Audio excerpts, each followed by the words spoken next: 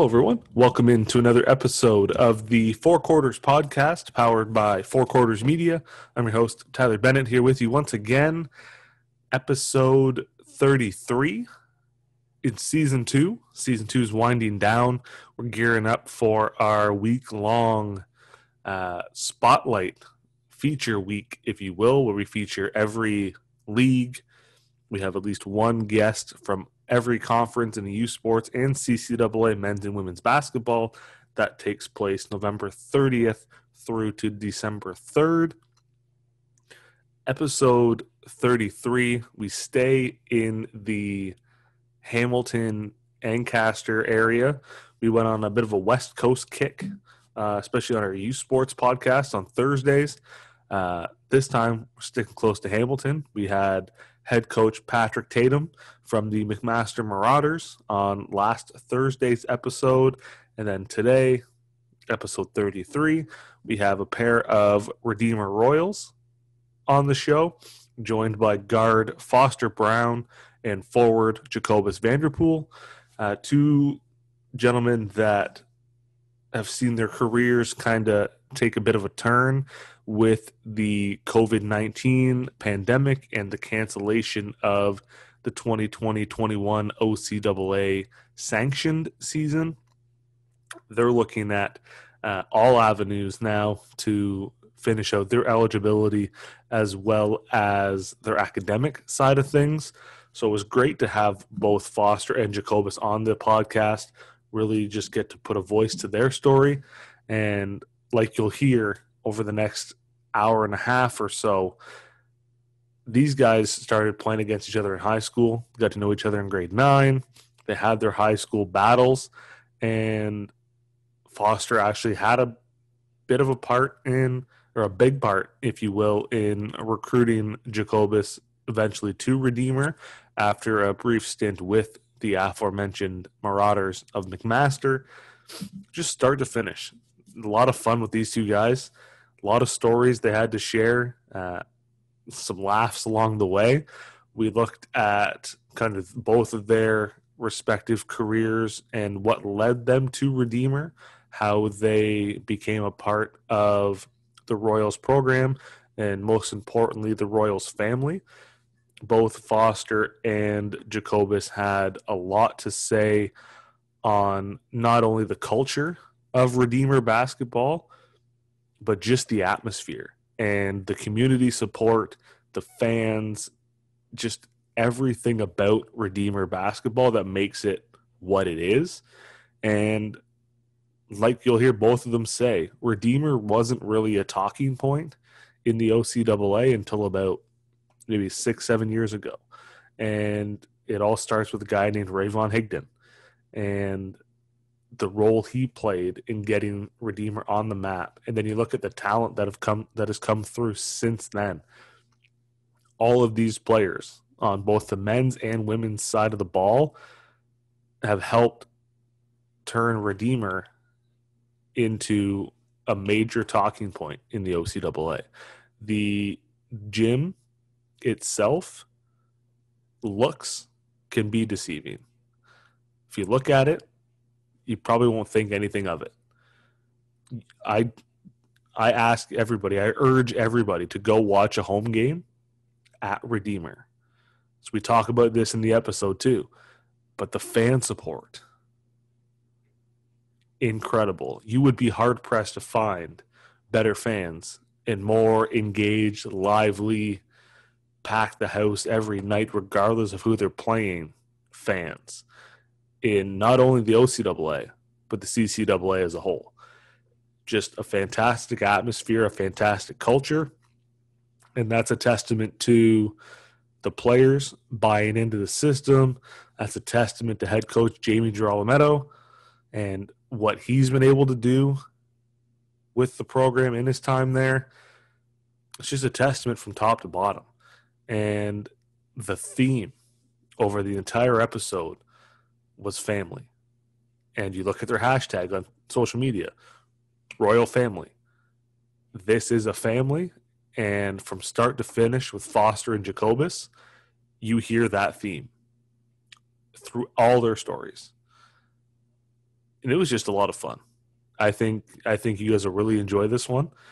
They shared some thoughts on what's next for them in their career.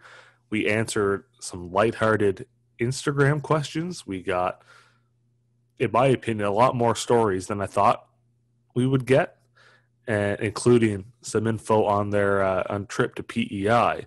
And if I've learned one thing from this episode, Redeemer's got a thing against chairs. I don't know what it is, but chairs and Redeemer men's basketball don't mix. You'll have to listen to find out what I mean. Without giving too much more away, let's jump right in. Episode 33 in season 2 of the Four Quarters podcast, powered by Four Quarters Media, with myself and Redeemer guard Foster Brown and forward Jacobus Vanderpol. Enjoy. All right, so I'm now thrilled to be joined by two members of the Redeemer Royals, guard Foster Brown and forward Jacobus Vanderpol. Gentlemen, how are things on your end before we jump in to everything? Go ahead, Foster. Things are good. Things are good as best as they can be. Right now, I know everyone's going through kind of the COVID restrictions on basketball, and obviously dealing with the season being canceled, which is unfortunate, especially for guys that, that are seniors like JV and I. With that being said, I mean, we have a pretty cool kind of understanding at Redeemer with our own guidelines, and we're a private school, so we still are able to get in the gym. So that's a super blessing. So yeah.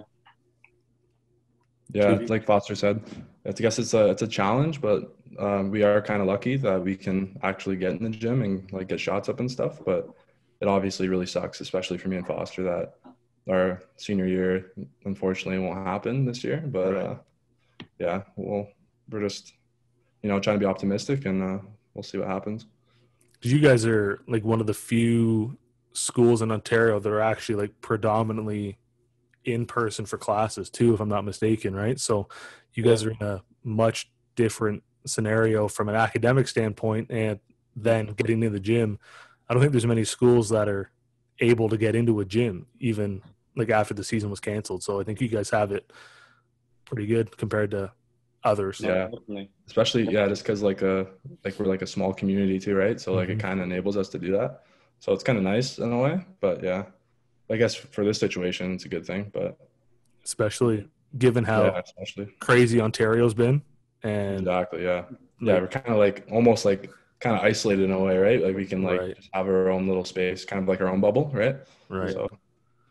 So even that goes up and down though. Like with we're kind of following. We have our own obviously kind of rules and protocols and stuff, but we're still following the same kind of pattern of what everyone else is doing in regards to our practices and stuff.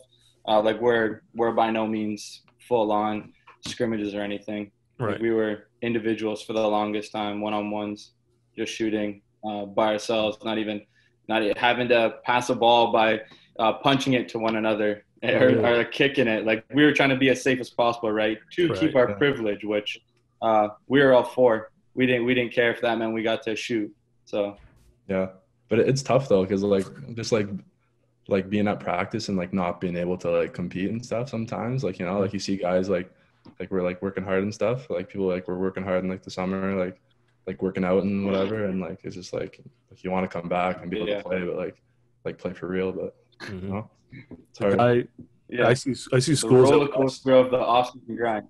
Right. Yeah, exactly.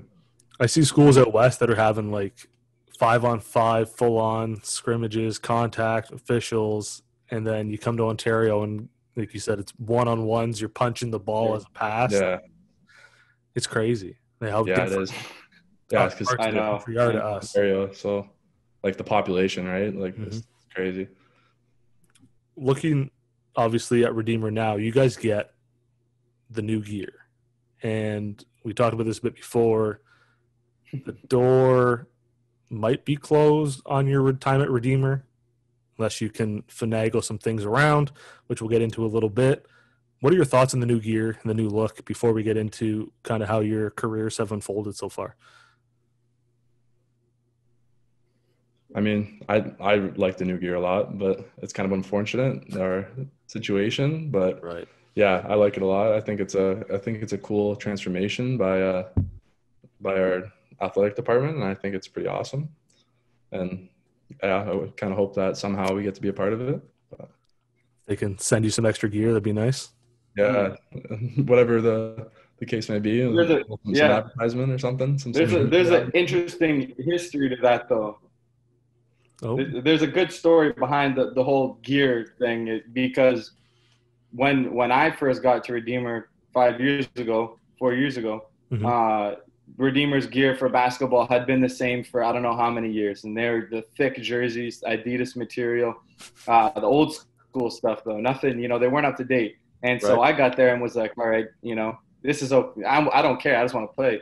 But when it was Ray's time to leave, Ray Von Higdon, we got the new gear the first time, the burgundy sets and the white and like the whole athletic department. We did the whole do-over. And that was when Ray was leaving. And it was like, oh, crap, he would have loved this, obviously. This is sweet. Yeah, exactly. We were kind of getting him for that, joking.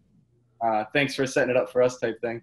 And then now here we are, JV and I in the same situation. We're graduating. Now they're getting new gear. Yeah. Cool gear. But at least, looking back, at least we're able to get, something better than those jerseys. Those things were the heaviest thing ever. By halftime, you feel 5 pounds heavier. And even though it's unfortunate, it's nice to see that, like, people after us will they'll get some like nice gear and like whatever, like the program's come a long way with like Coach Jamie and like everything, and so it's just nice to see that we can contribute to that somehow. Right. I guess kind of off that then, Foster, talking about when you first came in, kind of for both of you guys, I guess Foster, we'll start with you then. What was it that ultimately led you to Redeemer? Like, why were the Royals kind of the right program for you? Yeah, so honestly, coming through high school, and JV knows we both played in Hamilton high school basketball. Like, I was by no means a basketball player, but like as my first sport, I played soccer, basketball, football, and physically going into my grade 12 and grade 13 year, and leading into my grade 11 year as well, I was more of a football build, and I just played basketball. My older brother played basketball, and it was actually the first time I ever talked to someone from Redeemer was Craig Steele, who used to be on our coaching staff. And he talked to us after we won OFSA out in Niagara in 2015. And that was my first introduction. I was like, oh, this is awesome.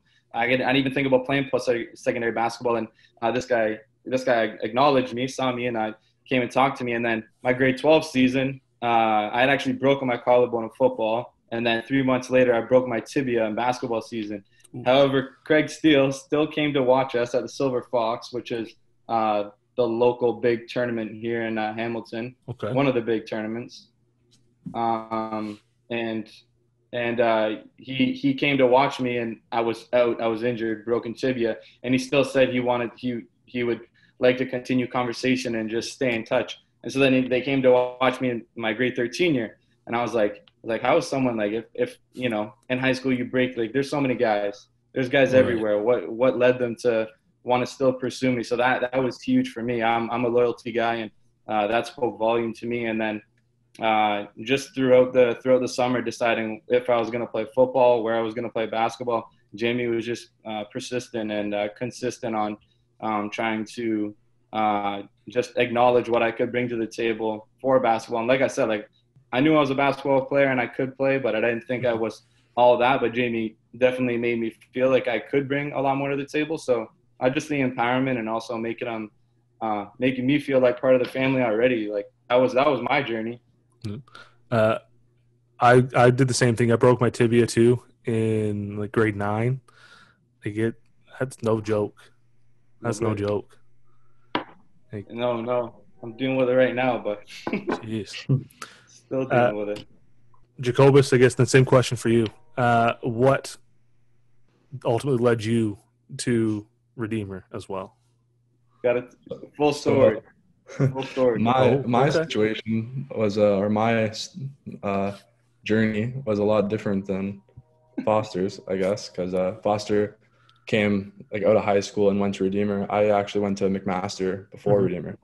Mhm. So I played varsity basketball at McMaster first, and then just wasn't the right fit after like a year and a bit. So it wasn't the right fit for me. And then so I was looking to transfer, and I was actually kind of torn between like Waterloo and Redeemer. And then Foster, because I've known Foster since like grade 9, just from like high school and like just basketball. Hamilton basketball community is pretty close. Right. So like just like from like pick up from like grade 9 and 10, like the YMCA to like high school to all kinds of just basketball. Yeah. And then so me and Foster, like we got together, like, 'cause we were always friends, and we like ran into each other like at like a bar actually. And so then Foster was like, hey, like he knew that I just was like looking to transfer.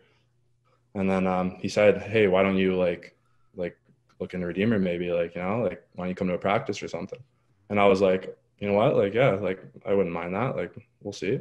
And then Foster, like, he's how he is, like he was like, like he was like real serious. He was like, oh, like text me the next day, like, no, like you want to come, like we can, like you can come like tomorrow, like you can come like the next day, like, and then one thing led to another, like Jamie like wanted me to come, and then so I came, give it a go, like came to a couple of practices, and I really liked the family culture and the environment, and I kind of felt like a part of it right away, like just like as like not even being on the team, just like I felt already pretty involved and part of the family. So yeah, one thing led to another, and then committed to Redeemer.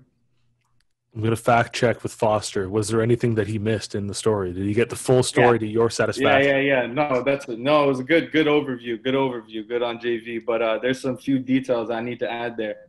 So by all means, this is all the happening during the season. Okay, so first semester had just finished. This is over Christmas break, and this was back, full disclosure, when I was promoting for some clubs downtown, and like JV said, the basketball culture was tight. So I always had the guys out, and it was a fun place. Have everyone out, and JV, we'd always run into one another just out, and that's when we ran into each other. But this is over the Christmas break, so it's not like it was the off season or he had taken a year off. Like, we just ran into each other, and then one thing led to another. The conversation, was getting excited, obviously, because I was telling him about Redeemer and how we were coming up. And if anyone knows the story of Redeemer basketball, it's like if we weren't a talking point until 5-6 years ago. So when I was telling him about it, he was getting excited. I'm like, we just need a couple more pieces. This is while he's trying to find a place, where he can actually come in and make a difference. And JV's first game, okay? So then, yes, he commits and he comes over. JV's first game was his season high that year, 17 points against Lambton, home city, Sarnia. And we were like, yo, we just hit the money on this. Like, we just recruit this guy, dropped like 4 threes. He was snapped in that first game. But I think he finished with like 19 points on the season that year. Just peaked real early, and then just disappointed the rest of the way. No, he was still there, but hey, it was. And then look what he turned into now. The man's a beast. So I was gonna say, you guys haven't played like in the Hamilton basketball high school scene? Were there any battles against each other, stories that you want to share that maybe we all don't know about? Multiple. I'll let you pick. I'll let you guys tell what you want. Yeah, no, there was. You can tell them the one we were up like. Actually, Jamie was at this game. Was at this game. Okay. And at Saltfleet or at? No, this is at Westdale. Oh, we should probably start with the earlier ones when you guys would always beat us by a lot. Oh well, yeah. I guess early on, like. Yeah. The two schools in Hamilton basketball was McNabb and Saltfleet for the longest time, and it was kind of, just go throughout the season and then end up us playing in the city finals. It was like that, and it was like that this particular year as well. But we went into Westdale, and we hadn't played there at Westdale, and I think that was the only time I ever played at Westdale. I played there twice. This was both our senior high school years. Yeah. Okay. Yeah. I was grade 13. He was grade 12. We were up 20, and I'm like, okay, this is gonna be another sweep. We're feeling good. One of my teammates was snapping. This guy JV and his teammate. I don't know what you guys finish with. I don't know. I couldn't give you an exact number, but you probably both had 30. Yeah, stupid. Yeah. Me and that was our last game. Yeah. Wow. And then I got it ended with me getting I fouled out on the early fourth, and then these guys still went crazy. And I remember looking at Jamie in the stands because I had just done something, maybe a technical or something, and I got benched. And I look at Jamie walking out of the gymnasium, and I'm like, I put down my head. I'm like, oh man, I'm done. I'm pretty sure we won that game. You did? Oh, you did. Yeah. You guys did. You guys came back and then went up on us. Yeah. I remember my coach yelled at me because I was it was late in the game, and it was a tight game, and I caught a lob for a dunk, and I tried to slam it, but it went back rim and all the way up and hit the roof, and because it was kind of in crunch time though, so yeah, no, it was a super competitive game down the line. Yeah, that was an intense that was definitely one of my most intense high school games. Mm-hmm. Just because it was so we both it was a big win too for seeding and stuff because it was near the end of the season. Yeah, right? You're right. It was so, it was a big it was a big game Mm-hmm.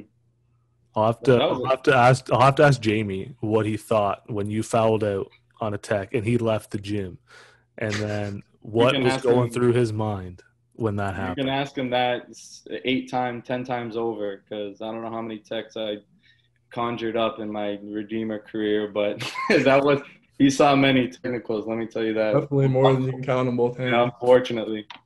Well, I'm going to throw it in now. That was one of the questions that came in on Instagram. Ask Foster about the techs, and that's all it said. I don't know what to ask you about the techs other than what happened. Yeah, what about the techs? What did you say? What's going through your mind in the moment when you just Nothing. That's what. Nothing.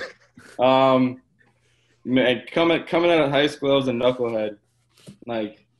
I was just, an aggressive basketball guy, gritty. Like to play defense, but I was just a knucklehead, and I would always get into little chirping battles. And some of the guys I'm actually friends with now in the league, and I don't know if they're listening to this, but maybe they can laugh along as well. There used to be feuds on the court.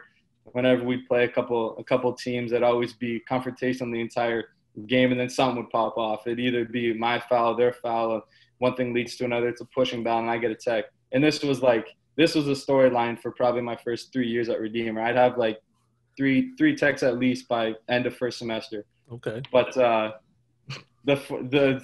actually told Jamie about that because I told him that we were going on the podcast today, and he's probably shaking his head right now to this. Yeah.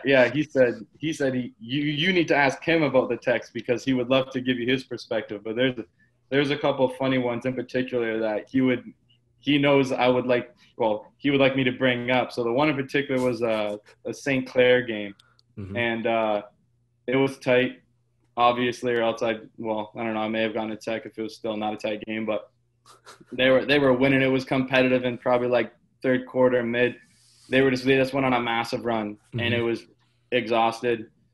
I get off the court. I just turned it over, and then they got another score and a timeout, and I see my sub coming in, and I'm like, why is he taking me off now? And my head not thinking. I walk over to this chair and just send it flying. If you know St. Clair, they have a big space behind. Right. Spartan kicked that chair. I sent that chair to the wall, and Jamie, he just looked at me and was he told me what he thought. He's like, first of all, how'd you kick that chair so far? And second of all, what are you doing? And he sent me out. He's like, you're gone. And then after that was my fourth tech in the first semester of my third year. Wow. Yeah. And he's like, listen, one more, I think it's third or fourth, whatever one you get a suspension. Yeah. And then, he's like, you need to slow down. So that's when I changed. That's when I started. Definitely got a bit better. Well, that was one of the things. That was one of the things too. Like guys on Instagram said, ask about the St. Clair chair, and I didn't realize you kicked it that far. Yeah. He didn't just like kick it; he kicked it. Like, I'm laughing now because it's ridiculous, but in the moment I was like, the clip is funny. Obviously, like people can go watch it. They have to find it. So and they don't know which game, and I'm not going to say because I don't really like that I did that. But that was an interesting moment for sure. We got to find that chair and get it for you somehow. and like, bring it home. Tape like wherever you kicked it on, like they do with when guys run into the outfield in baseball. We'll tape your foot wherever, and it's going to come up when you least expect it. Someone's going to give you this chair as a gift. We'll talk to the St. Clair people and see what we can do. They got good funding. They can probably give away a chair too. I've heard they've tried to get like other people have tried to get a basketball from them when people hit milestones and they say no and throw it away. So I don't think you're getting a chair. Yeah, I got a couple of boys there. They can finagle something. We'll just sneak the chair out somehow, and no one will know. Exactly. No one will know different. Looking at kind of Redeemer, and you mentioned kind of it wasn't really a talking point for a while. People just kind of overlooked Redeemer for outside of the last 5-6 years. You guys have really kind of become a powerhouse in the West, more or less. What does it feel for you guys to be a part of putting Redeemer on the map in not only Ontario basketball, but kind of the CCAA as a whole? Because you guys cracked the rankings several occasions. What does that mean to you guys to have a hand in kind of bringing Redeemer to the national light? It feels pretty good, to be honest. Like I never really thought of it that way, but like, yeah, like it feels nice, like just to be able to like contribute like with like a program and like, you know, like something bigger than ourselves, right? It's like a team and like it's a family, like we're a pretty unselfish group. Like we don't have like you know, like you've been watching games and stuff, like we don't have like someone that scores like 25 a game, like, you know, like we're pretty like even scoring team and stuff. So like right, it's kind of nice that like, you know, like we have like a good group of guys and like, you know, we came together and did something special. Like yeah, no, it was my first year was the first year in school history, men's basketball history, that we made provincials, right? And like that was a huge milestone, obviously, and that was Ray's second last year. And then we went there, and actually that very first game against Sheridan, that was ranked number 1, was undefeated that season. We had a really close game with them, and it was like, you know, for us, we had nothing to lose. Obviously, we just made provincials. It was like, let's just go out there, do what we can. And then when we had lost, obviously, we won the anti-bronze, so that was still kind of cool. Or the bronze, sorry. They had still consolation finals then.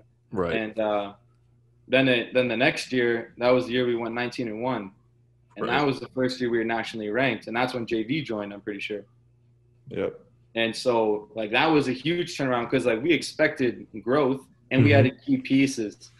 We added Zach Angus. He had just finished at Guelph and he was doing Teachers College. We had a great leadership roles like Ben Ibrahim and Maurice Brown. You know, guys that brought in more than just skill and depth. Like we had a legit veteran team now. So yeah, we went the distance in that season, and I thought we were really going to hit the next milestone, which was nationals. Right. Which would have been 2 crazy back-to-back years, but unfortunately we didn't. And then the next year was highly competitive. Ray was gone. The team was totally new now, right? That was a huge piece. But just like JD said, we had a lot of guys that were willing just to work together and continue to build. And then each year we've made provincials, and yeah, we've been on the list, which is a blessing. But I'll have to say, and the JV knows, hitting that, not being able to take our team to nationals is going to sit with me. Especially last year, losing which was a great game, but yeah, that one's going to sit with me for sure. Difficult. Yeah, that last year's tournament, I think as a whole, was just, he had so many, like 8 teams that could have realistically won it all. And I don't think any game was a bad game. Like they were all just wicked to watch. And your game against George Brown was tight. Yeah. that was like definitely one of my most fun games.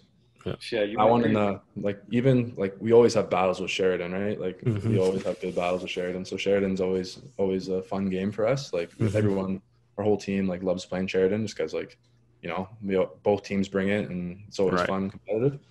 But then like George Brown, we haven't played them, and we hadn't played them that year, and we were looking forward to it. We knew they had good players, but you know what? It's like so did we, right?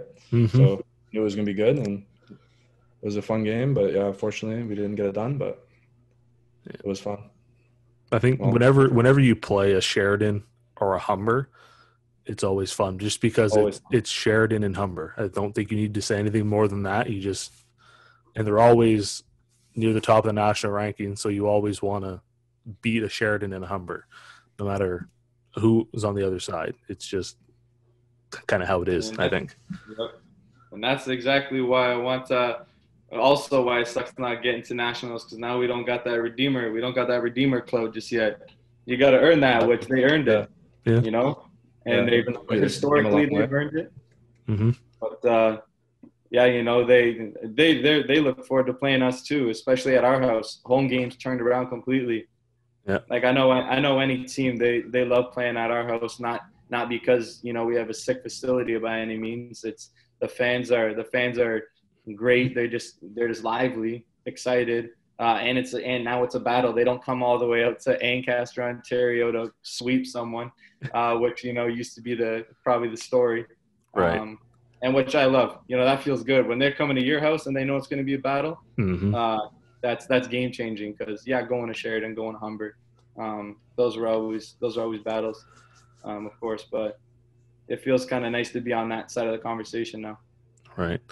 Guy, I came up to your place the first time this year. You guys played St. Clair in like the regular season finale, and it was like reading week.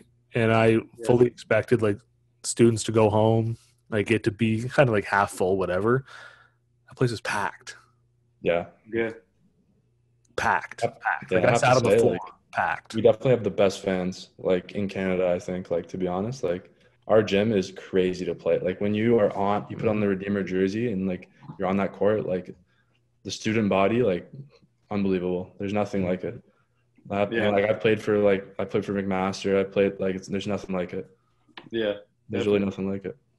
And those fans go beyond the court. Mm-hmm. You know, those guys they'll be talking about it after, pumping you up during class. You know, before the game, if you have a morning class, early afternoon class, they'll be ready to go. They're just as excited as you, and that's fun. You know, when you're playing with not just fans in the crowd, but friends or mutual friends or people that genuinely are interested in, you know, what you're doing. It makes it that much more special to play. You know, you're not just playing a game. You know, you're playing for a big community, and people come out too.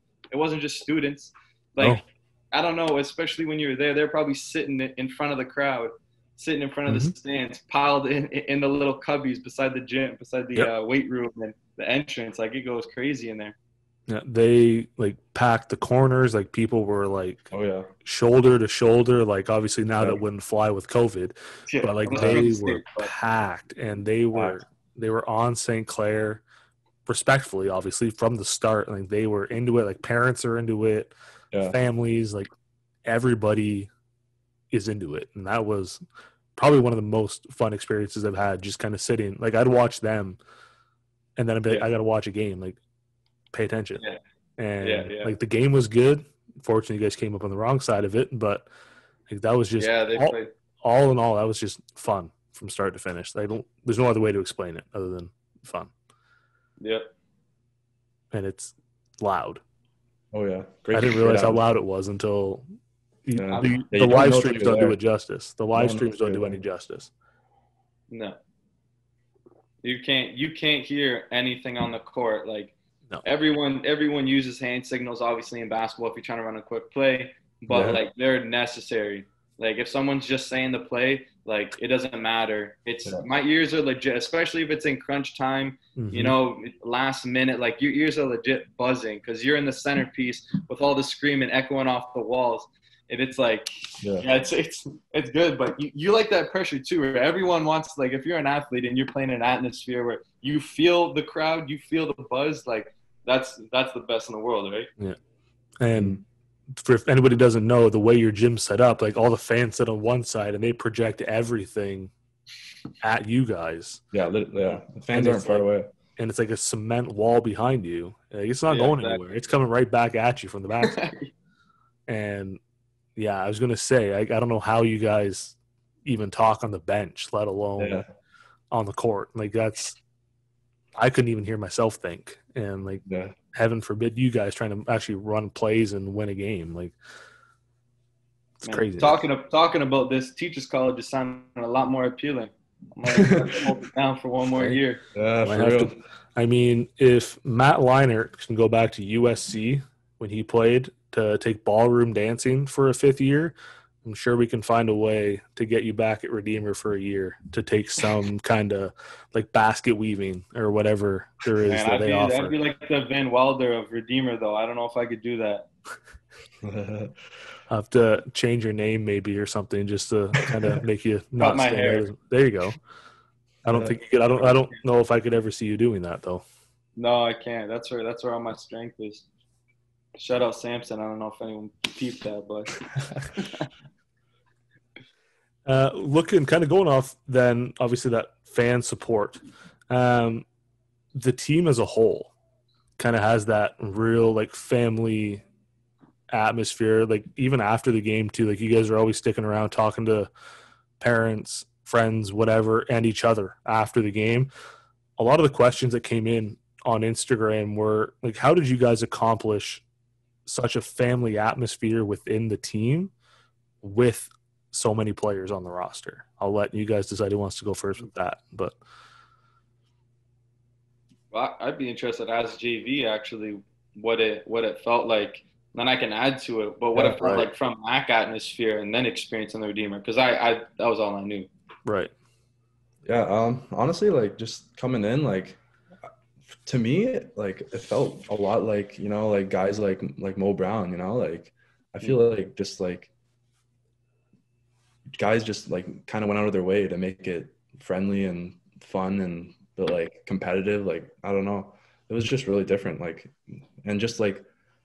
Not even just the basketball alone, just the school is pretty like embracing as it like, so it's not just like, it's just kind of the combination of everything too. Mm-hmm. It just really like the small community and like that kind of thing. Like it just really like kind of like just emphasize the whole fact. So, and then, the team was like always like super nice. Like Jamie, like all our coaching staff, like at the time it was Coach Craig too. Like, I can't say like enough love for those guys. Like, and it was just really, really embracing. And you just kind of felt like at home, you know? Yeah. I don't know. Yeah, no, it was because, and I think it was a bit of buzz too, in regards to people outside of Redeemer. When we started to improve, there was obviously a peak in interest. You know, there's another basketball team to come watch, because before it was just McMaster. You know, go down to MAC to watch a game on a Friday or Saturday. But then Redeemer became a topic to do. And because it was more family friendly, you didn't have to kind of worry about bringing your kids to a game where, you know, there'd be students kind of acting crazy or saying things. It already has this family friendly atmosphere. And like you said, you were part of the crowd. Mm-hmm. I don't think there's any derogatory terms ever said. Not once. No. And if there were, you know, they weren't condoned, that's for sure. Mm-hmm. But you had families pouring in from everywhere because it was something to do. And they'd be friends of friends. They'd be, like my extended family who wasn't coming out to games.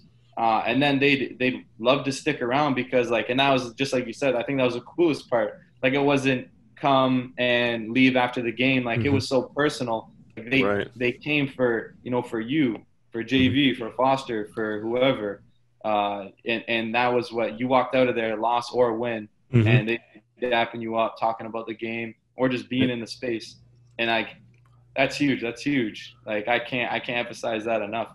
Like Redeemer community always gets talked about. Like even in like the little updates when they email us, JV, like it's always about community stuff. What's going on campus? Like what's going on at chapel, and then the basketball updates, volleyball updates, soccer, you know, etc. The athletic community too, so supportive.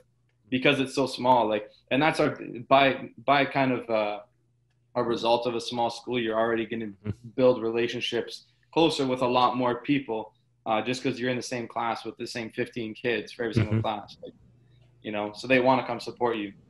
Right. But yeah. I think that was probably one of the coolest things too, when at that St. Clair game, stuck around after, talked to Jamie a bit, but just the number of people that stuck around to talk to pretty much everybody. And guys were making rounds, taking pictures with people they haven't seen in a while, or so-and-so's kids or whatever. Like, people love Spencer. Like, he was just going to everybody. And, like, all the guys came back out. Like, everybody's talking to someone. And then there's, like, 30 groups of people waiting off to the side to get their chance. Like, that was probably one of the coolest parts. Yeah, especially because, like, a lot of our guys are, like, pretty, like, relatively local too. Right. So, like, that helps too. So, like, definitely. Like we said before, like, the basketball community in Hamilton and, like, Ancaster area is, like, really tight. Stony Creek, like, really tight community. So, like friends, family, like, and, like, people even, like, don't live too far. Like, like, people live, like, in, like, Georgetown or, like Oakville, or, like, not that far, right? Like, so you can still, like, make all those games. And yeah. And to tie in how JV got recruited, like, that was my main talking point. Like, I didn't give him I didn't tell him, it's a cool facility. We got good gear. Like, we had crap gear. And I say that sensitively. Shout out Redeemer for giving gear to us, but we did not have up to par gear, what everyone else had. We did not have the best facility. What I sold him on was the family, was the community. And then he came and he experienced that, and it was real. And, like, a lot of guys, when they look at post-secondary basketball, that was what Jamie also told me. He kept it real with me. He's like, look, we're kind of middle of the pack type of guys. I know we don't have the most appeal, but, like, we're a family.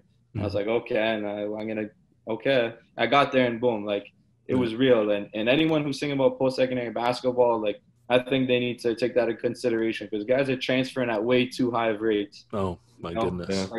Like, I don't think dudes, and one of my good friends, one of my good friends did, and old teammates now did transfer out, unfortunately, but for a lot more reasons than, just the Redeemer culture, Redeemer basketball team and everything. So, but a lot of guys transfer in. A lot of, how many conversations I had with guys across the West talking about coming to Redeemer, wanting to come to Redeemer, transfer in.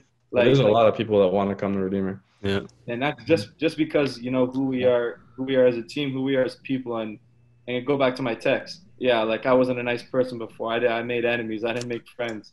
And then I started making friends. I started making a lot of friends, a lot of good guys. Shout out Jason Watts. Like, that was the guy on Lambton I started talking to. Yep. Tyrell Peters, another guy. Shaquille Gilgis. Any of those guys, we started chatting it up and building community beyond just Redeemer. And then even the prayers too, right? Like, that was an important thing. And that's obviously, we're a Christian school, so we're going to do that. But it was special to see that they wanted to be involved. Yep.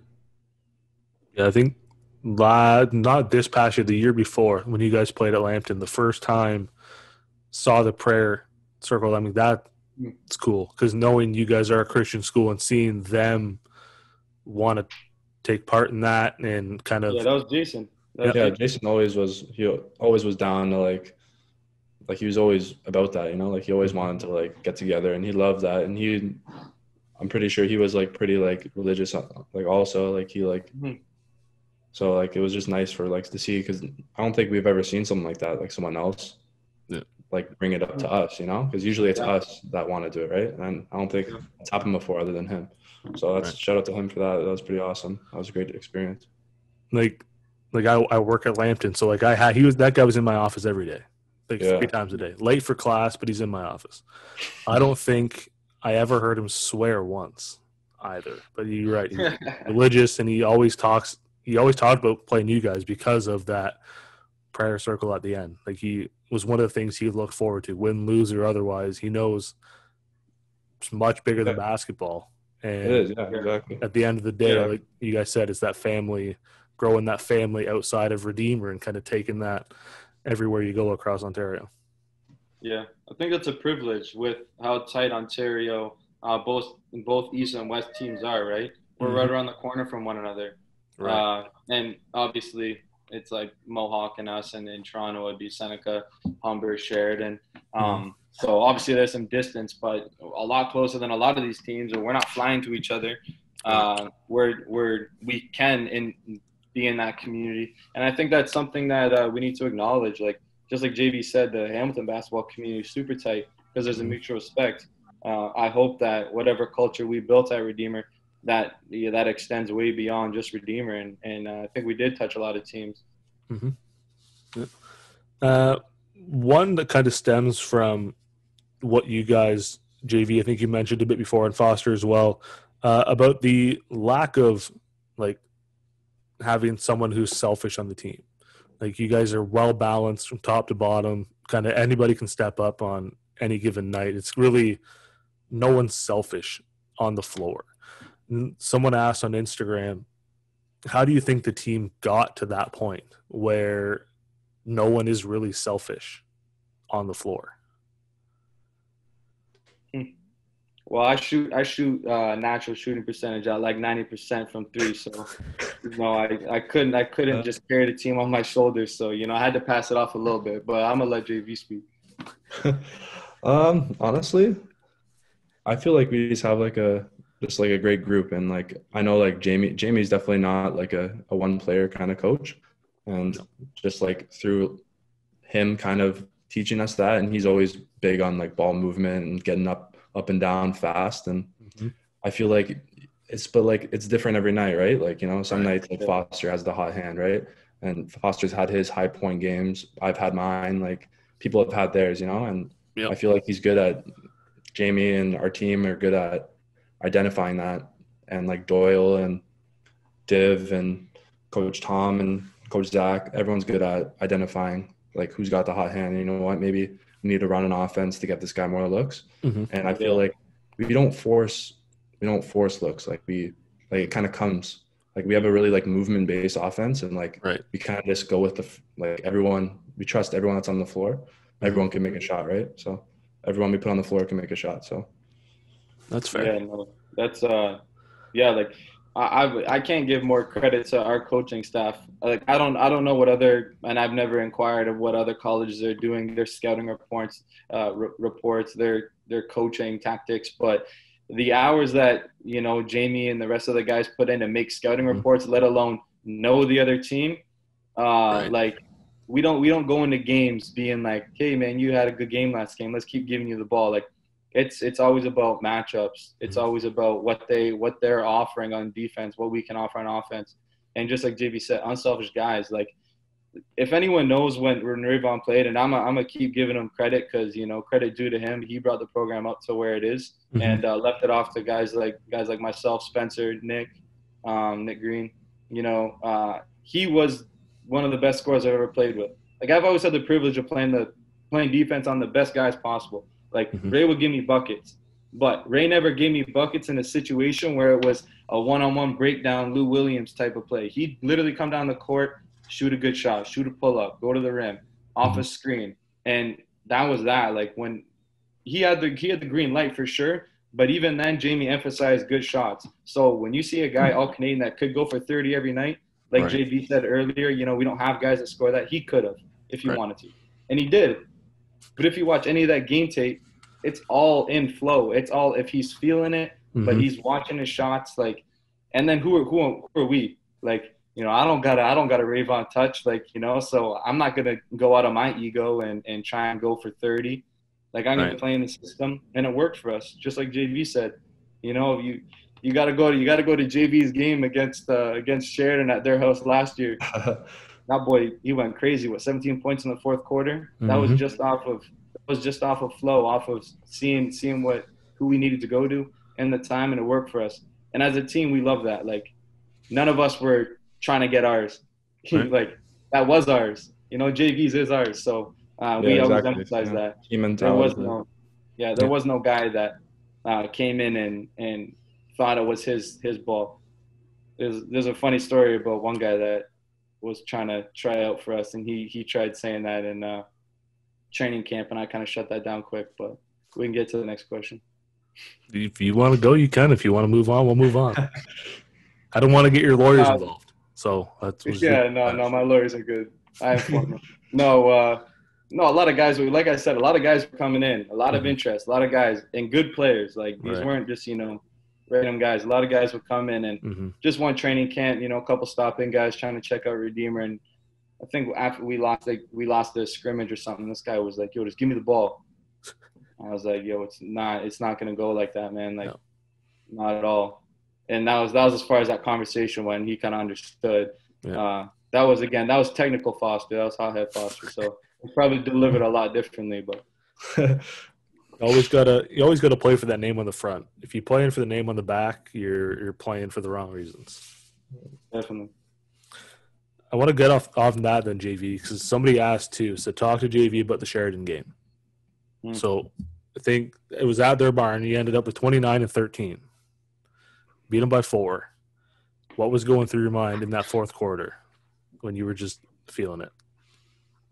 Honestly, just adrenaline was going, like tight game. Like I'm a competitor, like a Foster, and we just love to play. And you know what? Like I live for like kind of like I love those close games. Like I love like when something's on the line, like and like luckily for me that game, like I had like the hot hand that game, and I just wanted to put my team in a position to win, and we did that. Wow.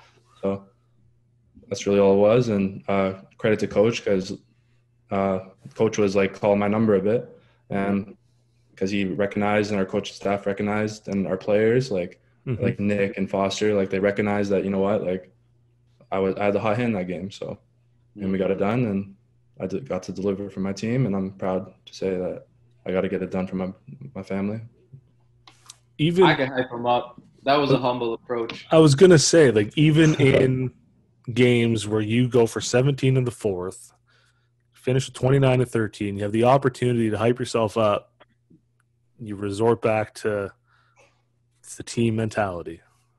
Yes, sir. If that, I think if that doesn't describe Redeemer basketball in an answer, I don't really know what does. But Foster, you can hype him up all you want because yeah.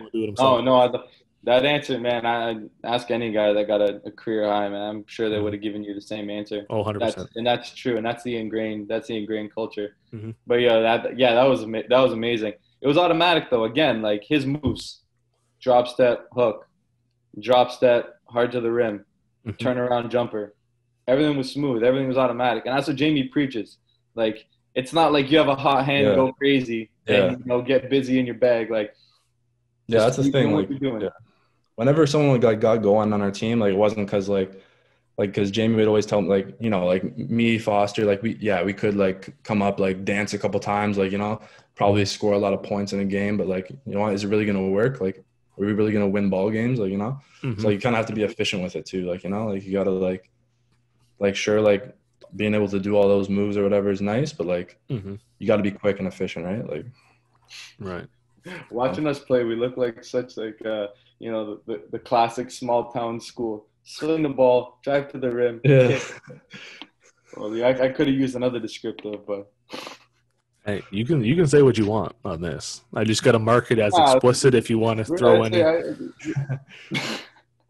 People who know me will laugh at this because I bring it up. But I'd say Redeemers are traditionally, Dutch school, which predominantly is Caucasian. So I'd say we play like a white team. Nothing fancy, just get the job done and go play defense.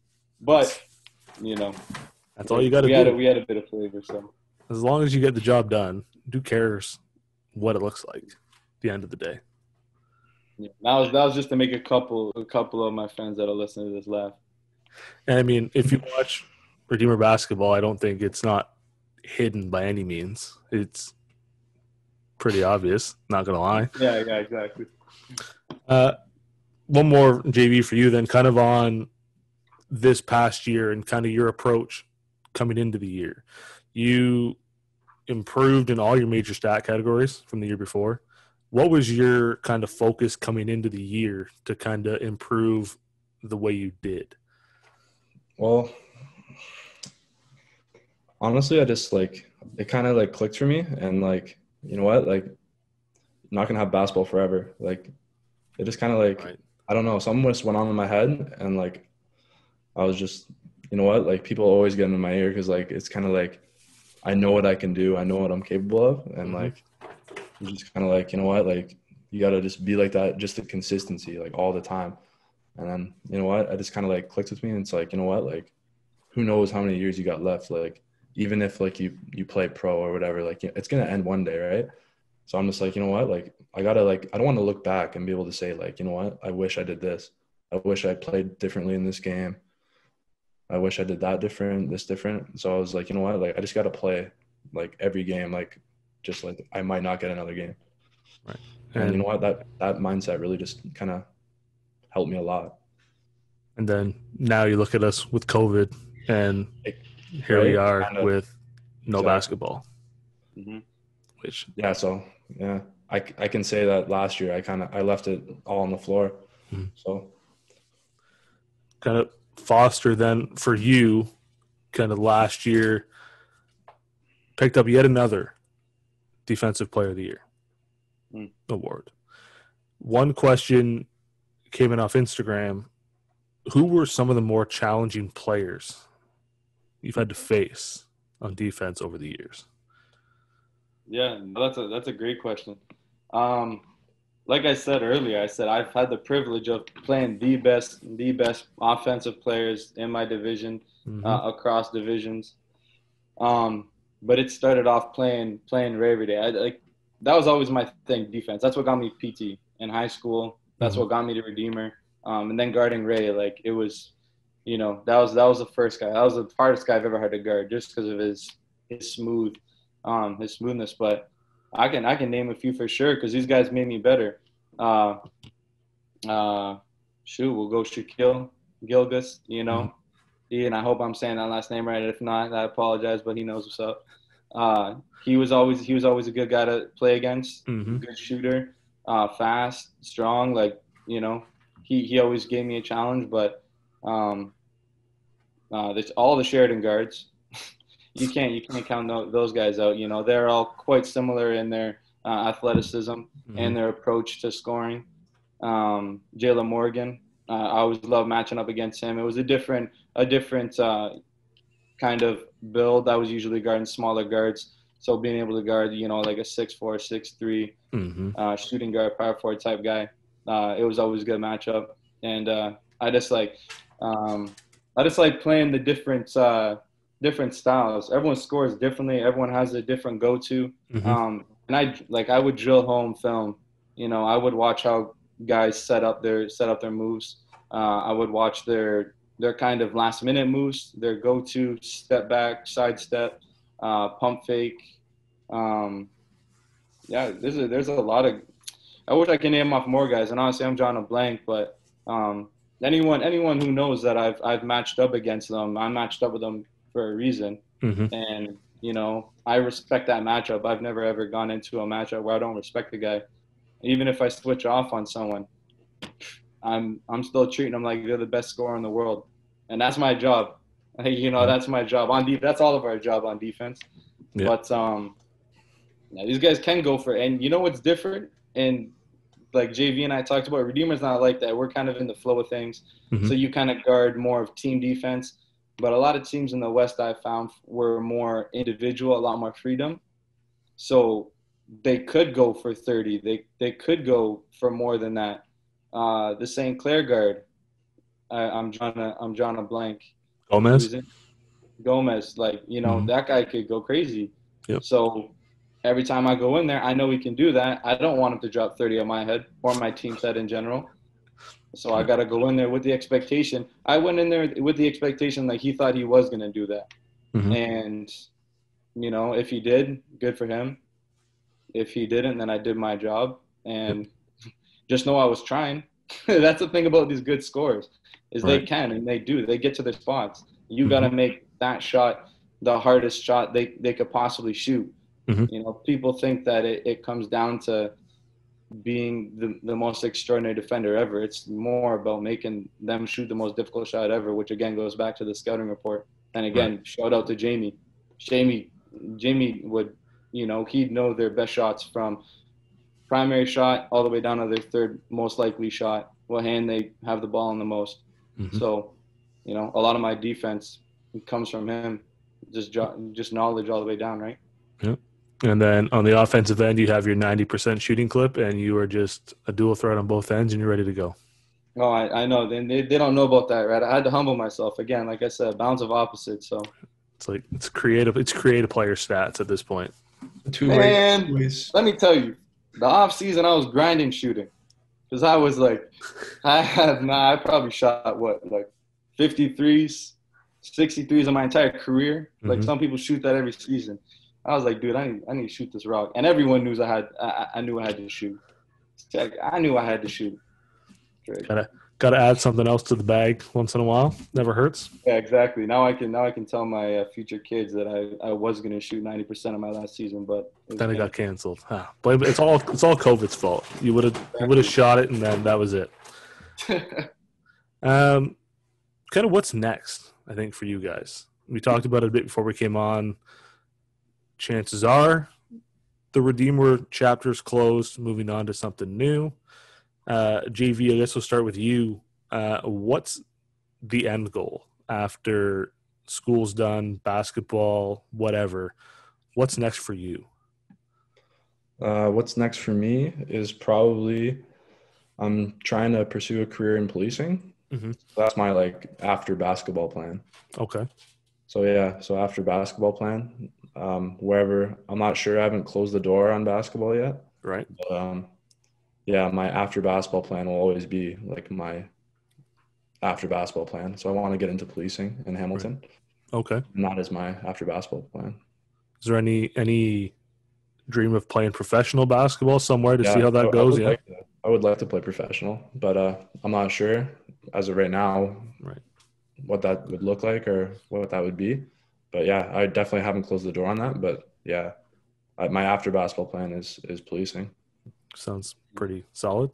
And then, if you do decide to come back to Redeemer, that basket weaving, little side course to keep you playing is always an option. Foster, what about you? What's next for you? JV and this has been a constant conversation because I don't know really. I'm going to finish my undergrad, and then I'm looking at master's programs across the province to further my psychology degree, looking for some psychotherapy programs. So that's definitely an option, and I have a potential undisclosed location for that. Just in the talks, interest in looking into the program. So, and it's nothing's for certain. Right. Like I said, I don't know. I don't think I'll end up back at Redeemer, but you never know. But then, I would love to play professional basketball. Like that's obviously a dream of mine. We have the CEBL here in Canada as a great kickstart for that. Mm-hmm. So I'm doing my best to start relationships there, start conversations there. First and foremost for me is getting healthy. I've been Kawhi Leonard for like a year now, a year and a half. So I was on low management all last season, so I can't think about the future before I get my body right. Mm-hmm. You mentioned the CEBL. It'd be nice to see them add CCAA players. Like it's good to have U Sports represented, but you got to look at the CCAA because there's some guys there that can hoop, that can play in that league, no problem. Yeah, I agree. I think they need to explore that avenue a little bit better. Yeah, and that's up to us to create those relationships and also build up our resume. To look like we can. So I don't know what subjective resume they have in mind that we need to conjure up to look appealing as opposed to OUA because of the talent discrepancy or whatever you want to get into the politics of it. But, no, there's a lot of guys, definitely a lot of guys that can play. Mm-hmm. So yeah. Going to get into a few of the lighter-hearted Instagram questions before we get into what's what I asked everybody is how we can grow the coverage and get people paying attention to CCAA basketball. Someone asked, I don't know who this is for. So I'm going to ask both of you. Someone is curious to know how much you can lift. Are we talking like the bench press? The bench. Talking. It is, the question is, quote, how much can you lift? You take that as you will. I mean, that one's got JV's. JV's bigger than me, so that's probably fine. Well, this summer particularly, I was training pretty hard because I was hoping that we were gonna still have some sort of like a season, like So, I'm like I can bench, like I can get 3 plates up on bench. Okay. I can get like my squat. I haven't tested like a max, but like I can squat like pretty good. Like I don't know, like I can I squat like I don't know. I want to say like 365 for reps. Like I don't know. I don't know what pretty good entails in squatting. So I mean, sounds good to me. Yeah. For a 6'4" basketball guy, that's pretty substantial. I put on some weight though too, since like not like bad weight, like good weight. Yeah. But like I put on some weight like on the off season, like muscle and stuff. So yeah. Man, yeah, that question can't be for me because after I did my shoulder, I didn't touch weights. You can ask JV. I'm not gonna lie. I didn't touch weights all last year. I did push-ups and shoulder therapy. Mm-hmm. I got some torn, or not some torn, but some stretched ligaments in my right shoulder. So I was staying off the bench press, staying off weights. That wasn't good for me. And then with my foot. Yeah, your shoulder was. Yeah, so I was just straight therapy, man. I was doing yoga. Don't ask me. Well, the thing is, it doesn't even specify. It could have been for you guys. It could have been for me. Like, I don't know who this is for. Like, who? How much can they lift? How about they DM me? That's true. That's true. I should send them a message back and ask, how much do you lift? Because we don't know who this is for. And I don't lift anything at all. I will full on admit that now. I do not go to a gym. So it's not. No, I'm glad I lifted weights in high school.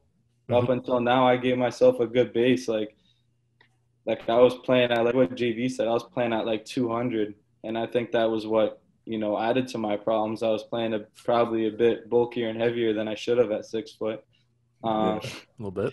So, yeah, exactly.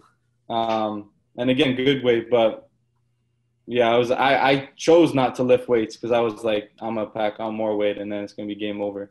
Yeah, you got to be a post-up guy. I can't be playing in the post at 6 feet. This one's for Jacobus and your love for LeBron. Oh. Is it true? Do you love LeBron? Apparently, he's your guy and then some. Like, it's just. Yeah. I'm a huge LeBron fan. Yeah. LeBron he's my favorite player all time, and he's my GOAT. So over Jordan. He's my GOAT. Yeah. LeBron James is the best basketball player to ever live. We might have to end this early, or we might just have to mute you for the rest. We can have the debate. Like, I'm the best at those debates. So this debate will go on forever. Every single bus ride, I'm not lying to you. Every single bus ride, this conversation will come out one way or another. Yeah. Even with Coach Jamie, me and Jamie go back and forth over the MJ and LeBron. Really? Yeah, we're like talking to each other like in practice, like over like the Heat series, and he's like Jimmy Butler's gonna give it to him, and I'm like, there's no chance. I'm like, I was saying Lakers in 4. Is there anybody else on your team that backs you up and says LeBron is better than Jordan, or are you like a standalone, fight this battle on your own? Honestly, like not a lot of them are like super like, oh, like Jordan over. I'm like the only one that's really passionate about it. Like they're kind of just like, oh, like they're both like up there. Like obviously Jamie's like Jordan's number 1. Like Foster's probably Jordan's number 1. Some guys are Derrick Rose number 1, but that's a whole nother story. Do tell. Yeah, I'm pretty lone soldier on the LeBron, but like not like just because like I like LeBron's my guy. So okay. All it said was ask JV about LeBron. So I mean, if you want to, like, why is he your guy? Like, what made him your guy? I just like the way he plays the game. I just think he plays it at the best way you can play it. I just think he has, like, there's not really anything he can do. He scores the ball, he passes the ball, he rebounds the ball, he shoots it at a high volume, he wins. Teams are better when he's on the floor. Teams are better. Like if you take the Cavs, for example, like the 2016 Cavs, but when he left, 2018, like the year he left to go to the Lakers, that team went from NBA Finals to like 15 wins, right? Right. It kind of speaks volume just of his value to any team. And I just think he's the best basketball player, and I've just been a fan ever since he came into the league. The only thing LeBron can't do is stop trying to fix his hairline mid-game. I don't. They need to add a stat of how many times he grips the top of his skull and tries ripping his hairline down or under the jersey. I don't know what he's got in there, but he always has his hands underneath. He's rubbing something, and yeah, he does do that. Would that not be more sweaty? Yes, 100%. What has he got in there? Probably because the jersey's on too tight. He's gotta yeah. The comment on Instagram was around LeBron. It says, also, JV loves LeBron like way too much. Biggest LeBron guy I know. That's what it says. Facts, yeah. Yeah, I don't know. He's just like my everyone has like their person like they like maybe like idolize, I guess. Like he's just that's like my person that I look up to kind of. Yeah. That's valid. I mean, he's number 2. But that's okay. We'll leave that for another day. We're going to move on to the next one. All right, we can leave it for another day. I'll take you up on that one. This is for both of you guys. The NBA player you feel like you play most like or model your game after? Oh, that's a good question. D-Rose your guy? Early D-Rose, yeah, I loved him, man. He put the NBA on kind of their heels. He shocked everyone, I think. He, like with his potential, how quick he rose to being the youngest MVP, and that's why I say like I love what he brought to the table before the injuries, and that's where his and I story kind of is in parallel. Right, like if he didn't get injured, who knows what he would have done. Exactly. So, but kudos to him. He's coming back. He's, being a part of teams, being a vet guy, even though it may not be obviously in the same light. But even so, I started watching him still because coming out of high school, like I said, I was more athletic than a basketball guy. So I really did try to model his spin moves. Like, I don't know how many spin moves I used in first year, but Jamie had to put it on pause because he was like, I think you spin more times than not every time you go to the rim. So, like, I would legitimately model my game completely after him. And even now, he became more of a shooter, pull-ups, looking for spots rather than just relying on athleticism. So what you're saying is, before we get to JV, Jamie's put a stop on your spinning, your techs. He's not letting you play. He's not letting you play your full spectrum of what you can bring. Nah, he kind of put my whole swag on standby. Jeez, so I'll have to bring that up with him too. Let the guys play a little more free once in a while. I can't wait to get a text after he hears that. Now, he helped my game way beyond than whatever I could have imagined my game to be, obviously. So, JV?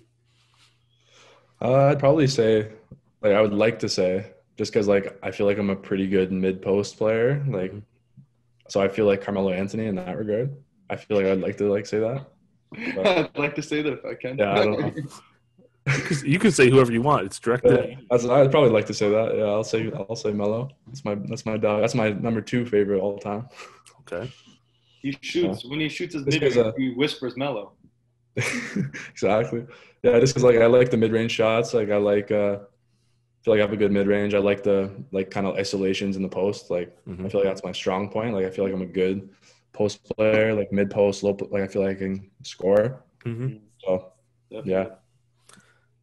Someone asked, not from your team. I'm going to add this in now. Wasn't on the roster. Do you have a favorite teammate? And if so, who? Oh. JV. I don't know. Or you cannot answer because that might be the safest way. I don't know. Who's my favorite teammate? I don't think I don't know. That's a tough question. Do you have a Yeah. least favorite? I will Because reverse it. Do you have a least favorite? that's a subjective question. Because favorite for what? Favorite for playing? Favorite? Yeah, that's true. That's person? true. That's true. It says favorite teammate. That's all it says. Favorite teammate. All these guys bring I don't know. something so different to the table. It wouldn't make sense to have one favorite. That's a safe Yeah. answer. That's a safe answer. Yeah, there's a lot of guys I like playing with. Like, I don't know. I can't. Yeah, it's hard. But that's an honest answer. Like JV said, That's like true. There wasn't a time where, you know, it was like two guys just kicking it, you know, discussing future endeavors for Redeemer. Mm-hmm. Like, it was always a group thing. Right. If it was a group meeting, like, you know, whoever wanted to be there was there. We were always like that. So, and that's what made us successful. So, I'll shout out my guy Eli. You know, he's now at Manitoba U, and I hope he does his thing out there, and I'm sure he will. Mm-hmm. But he was a guy that I became super close with. I lived with for 2 years. So, Okay. you know, and he was a great player for us as well. But hey, I'm the one that recruited JV, so heck, he's got to be one of my favorite teammates. Oh yeah, I definitely. If I had I love the guys that I'm on the court with the most, and I have to say, like, Foster, Spencer, Eli, Nick Green, guys like that. Mm-hmm. Like, those are my guys. Like, have so much fun playing with them, and yeah, that's fair. I love all my teammates, but yeah, like, I love just I have so much fun on the court. Those guys. I never felt more confident in an assist than throwing it to Nick Green on a fast break kick out, and he just catches it. You know, does his thing. So he's my favorite for that. He's my favorite for boosting my stats. Thanks, Nick Green. He makes it look easy. Like, it's just so smooth. It's so easy. I hope Spencer would say me, because a lot of his points are off me drawing doubles. I'll ask him that too. If he doesn't say you, then I'll send him your way. It was vice versa, though. Vice versa. That's fair. To both of you, we talked about this before. Don't get in any legal trouble. How was the PEI trip with the double I emoji? That was the full question.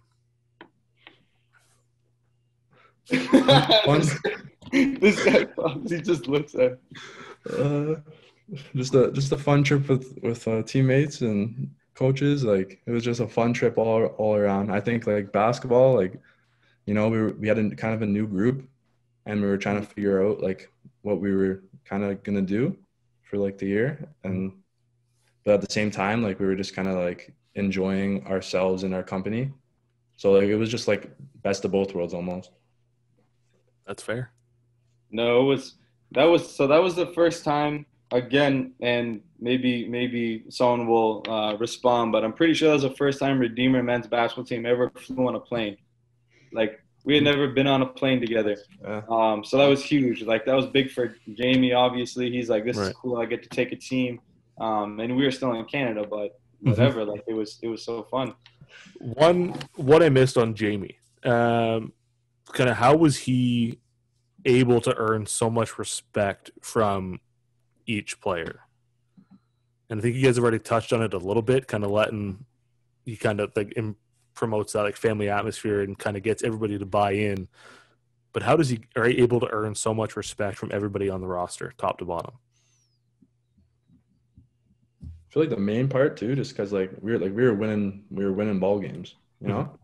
So like, it just kind of like goes to show, like, you know what, like, maybe this guy like knows what he's talking about, you know. Like, we're winning games, like, you know, like, we're winning games, we're having fun, like, like, there's nothing better than coming in the locker room after a win and like with your teammates, like, and your brothers, and just like, you know, you feel good, like. So I feel like that has a lot to do with it. Right. Jamie is all honesty. Like, from my experience, from a lot of the guys, there is no, you know, he keeps it 100 with you from the minute you're recruited, and just like what JV said about his potential and how JV kind of found his rhythm. Like, us from Jamie just constantly saying, look, this is what I think you can do. This is what I think you're doing. Like, let's try and bring you here. But then for other guys, and that's how we kind of built our program to where it was. He didn't ever, you know, give guys faulty hopes when they were coming into Redeemer. He said, this is our system. If you want to play in it, you can. If not, then that's up to you. But he never changed. He never changed for anyone. Like Right. he had the same kind of not restrictions, but he had the same morals, team values for two-time All-Canadian as for everyone else. Right. He held everyone to the same standard. So that shows volume, and that speaks to players too. There's no favoritism. Mm-hmm. Kind of what JV said, like especially on offense. You didn't have to be the top guy, top scorer to get that respect. Like Right. he's like, if you're giving us minutes, good minutes, you're playing. That's that. If you're not and you're a starter, then you're sitting on the bench. Like It's easy. He has an easy philosophy. It's not complicated. Yeah. And like from the conversations I've had with him too, like you said, he's honest. Like he'll tell you what it is and how it is, and goes about it. Like he's probably one of the nicest guys I've ever met, coaching wise. Like he's just genuine nice guy, and he tells you how it is too. Yeah, that's because you saw the nice side of him, huh? I don't. There's two sides. I've heard him yell at games. I don't think I've actually seen him get angry. So that'd be. No, I'm only saying this to too. rile him up while he's listening because I know he will. I'm gonna go back and find. I haven't clips. seen practice, Jamie. I haven't seen practice, Jamie. Okay, Yeah. I'll find clips of like angry. I'll find clips of angry game Jamie, and then we'll have to find a way to get angry practice Jamie and kind of. Or you haven't seen locker room Jamie either. That one's probably the worst one. Oh, that's locker room best talk. one. That's locker room talk, though. So he's got a couple different personalities when he coaches. Practice Jamie and locker room and. But he's a family man. He's a family man first. So all these Right. other identities are when he leaves, he's a family man. Right. When he goes home, none of those come home with them. When he leaves, he can let it all out. Yeah. And it's just at your expense, which is unfortunate. There's so many good stories about that. He's gonna be riled up right now. Yeah, exactly. He's probably howling. I'll probably get a message from him too and say these guys are never coming back on. We can never do this again. Well, hey, put it this way. He's just, okay? I kicked this chair. He had every right to send me off. And that was like my third. He probably could have been like, yo, what is wrong with this guy?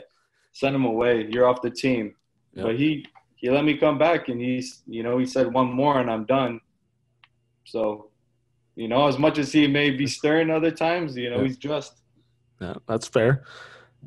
You kind of touched on it already throughout everything you guys have said.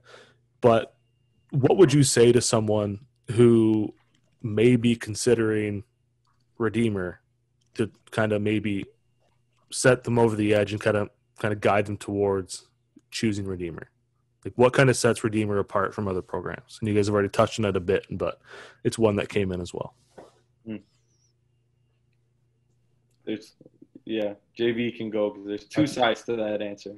I think like there's two big things. Like one, like we talked a lot about the atmosphere and like that kind of thing, and like the family atmosphere and all. I'm not going to get into it because we did already. Yep. But I think another thing is like I think Redeemer is a really good place. Like if you want to get better at basketball and like academics, like you can do that. Like like if you want to put in the work, like we have a lot of like things you can like take advantage of. Like we got like a lot of gym access. We got like a shooting machine. Like you can get better at basketball. Like we have skills coaches. We got so many coaches. Like you know what I mean? Like. Mm-hmm. Like you can get better. Like you can get better at a lot of different things at Redeemer. So yeah, I feel that's the one. Guys that are interested, and maybe this is a guy asks a question or a girl that's interested in the basketball program at Redeemer. Basketball is out of the question in regards to why they would want to come. They can look at our history. They can look at what we do. Talk to anyone. They'll feel like it's a spot. And JV like touched on it perfectly. We have everything ready for someone who wants to get better.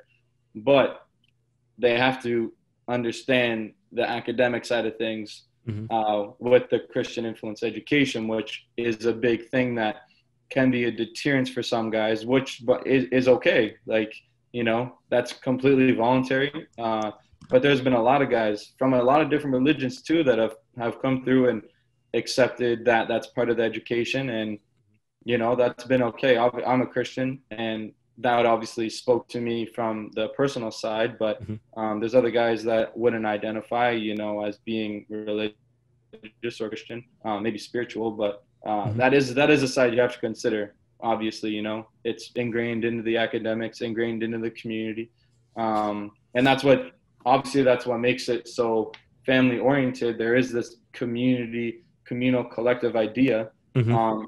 But then, yeah, for a guy that or girl that isn't necessarily willing to engage in that community, it can be difficult. Right. It can be, and that's the honest truth, right? Like, Mm-hmm. but I've seen a lot of guys that are, nice people, Right. nice little Dutch Christian people, willing to just chat it up. So it's not a hard community to get along with. No, that's fair. And yeah, like I can't add anything to it. I've never been. So, I mean, I'll let you guys say that. So, last one that I have, and I kind of ask everybody at the end because I feel getting different perspectives on this is how we're going to grow things and change things for the better.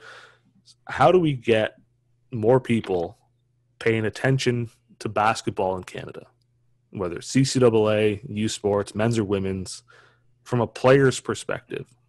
What are like some ideas or what you guys would want to see happen to get the level of coverage, attention, and just overall respect to where it needs to be, especially at the CCAA level, because that gets nothing nationally. And I will flat out say that now. It's trash, the coverage. Yep. From players' perspective, what would you guys like to see done to get it to where it should be? Stay home. A lot of good players, good skilled players that do have, the accolades to go play D1, which by no means I'm saying don't. Mm-hmm. Other guys that want to go play JUCO for D1 aspirations or play OUA, whatever the case may be, like, it depends on what story you're looking for. If you're looking for hop on the coattails of a successful program to have, to say you did it, okay. Or if you're a guy like RJ Barrett coming out of Canada who has the potential, obviously now he's in the NBA, that's right. Something totally different. If you're a local talent, you have the ability to play and good, and you can boost your local school and bring them to the degree of like a Redeemer that came from nothing and sacrifice too. But again, that comes down to what you want to do as a basketball player. Like again, Ray came out, he's from Rochester.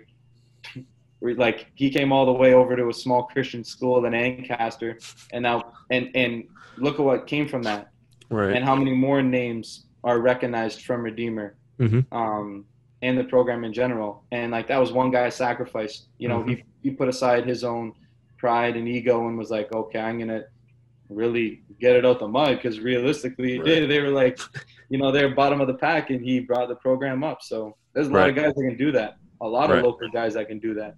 Like JV, myself, we're at a local school right now. I feel like just like guys like yourself too, like guys that like are willing to like take the time and like, like look around and like see like, oh, like there's a lot of talent and like people that want to like spread the word, like, and I feel like from a player's perspective, like it's not gonna be like overnight, like it's gonna be a process. But I think like Canadian basketball and like especially like in Ontario, like it's like come a long way, like and I feel like it's just going to continue to grow, and I feel like it's not going to be overnight. So like just like I think we're on the right track, and I feel like more people like yourself and Tyler, and just like I think people are just going to keep wanting to spread the word of basketball because it is getting better. Like players, like there's a lot of talent, and I feel like people are starting to see that, and I feel like it's just going to continue to grow. And as it continues to grow, like it's only going to be better. Yeah. I think kind of what you said earlier too, Foster, with guys and girls just transferring way too much. Like the impact that players can have if they stay at a school for 2, 3, 4 years, I think players almost need to change their mindset a bit and get away from like, I want to go it's D1 or nothing. And like there's so much you can do locally. The impact you would have staying home, like you said, is far bigger than riding the coattails of a program just to say I did it. Like if that's your goal, 100% go for it. But if you want to have an impact, look in your own backyard. Like look at how you guys talk about Ray, how many years after he's left the program, and we'll continue to talk about Ray and Redeemer basketball for who knows how long. Like the impact guys and girls can have by staying home will do wonders compared to riding the coattails of a program, I think. Yeah. And it's not going to change unless people do that too, right? So, right. Yeah, and I just think, like, yeah, it'd be nice to, like, eventually get to the point where it's like, oh, you know, like, going D1 is the same as, like, you know, it's all one. Like, that'd be pretty cool. So, and I think media-wise, we need to hype up players staying home in Canada as much as we hype it up them going to the States. Agreed. And I understand, like, scholarships and that aren't anywhere near the same, but at the same time, staying home to play youth sports or CCAA basketball is an achievement in itself. Like, and these athletes may be the first player to ever go to college in their family, and that's a story that you want to promote. But who knows how many stories have gone by in 4 or 5 year careers at university or college in Canada that don't get told because we romanticize them going to the States. When they stay home, it's like, oh, they're just staying home. Okay, no big deal, and just move on. If we can treat it the same way we do the States, it's going to do wonders. Like you said, we're going that direction. Exactly. But there's so much more we can do, I think. There's so much more we can do. Yeah, and it's twofold as well from the culture side, whether it be school community in general, but also from the coaching and player side. Like, it's got to come from the coaches too. You got to have an appealing culture that is beyond basketball, because basketball will bring anyone anywhere. Like, I don't know how many pro leagues there are, but I'm sure there's pro leagues where dudes are going out to wherever in the world just to play basketball. Is the culture strong? No, and they're probably coming home after the season or mid-season, etc.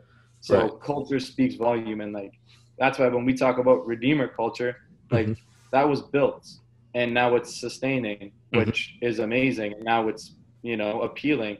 But if you just have a good basketball team, like, you're gonna have guys coming in, going out all the time, and you're gonna have a couple vets. Like, we have 3, 4, 5 graduating athletes every single year.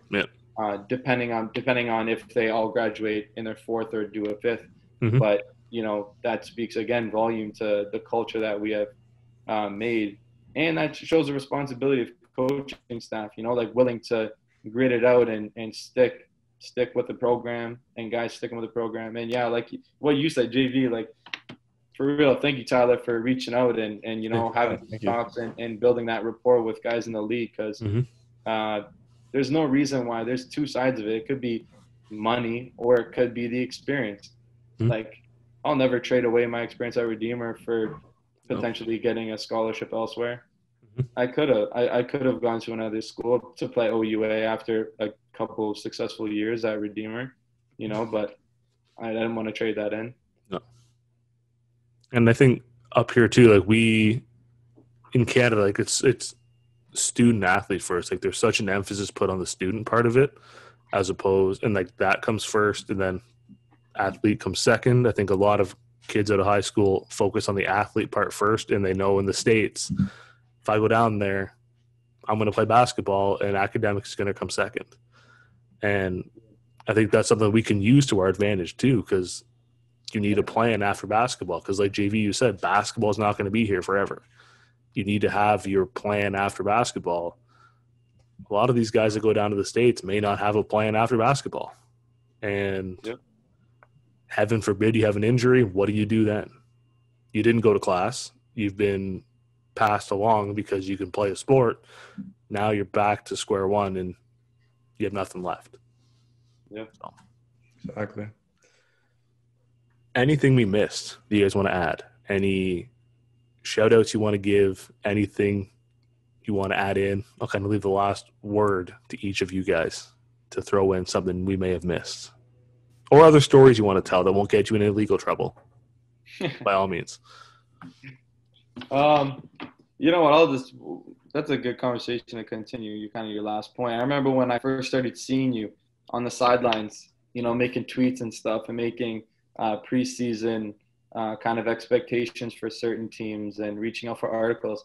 Like, that made us feel special in a way when we saw our school name And yeah, just like you said, by no means was it like, you know, ESPN coverage and this is reaching everyone, but it was personal. It felt cool. And like, who knows, you know, if you continue doing this, and again, if you keep having guys come on support, like I would, like, you know, this is awesome, and guys feel this, and if they know you are attached to the CCAA, not just the OCAA, then that's also an appealing factor. You know, we have a home ground guy that is actually invested in the players and isn't just out here trying to steal stories.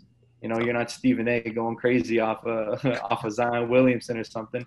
You know, you're talking to myself, JV, many other guys from across the province. Like that's an important piece in all of this. And yeah, years and years down the road, it could potentially be something a lot bigger. Yeah. Like for me, like this is just, it's fun. Like I love hearing like stories of how players got to where they are and coaches or whatever. But it's funny you mentioned that because last year was the first year I started at Lambton, and first game you guys came, I think you guys came to us in the fall and we went there in the winter. Jamie walks in. I had met him the year before, just watching the games when it was still CCR, and shook his hand after, whatever, and we went our separate ways. And you guys pull up. Jamie comes in first. And so I'm out there talking to him to open the locker room door. And he's looking at me. He's like, I know this guy from somewhere. And I'm like, okay. So I can see him looking at me like, I know who he is. I'm waiting to see how long he figures out who I am.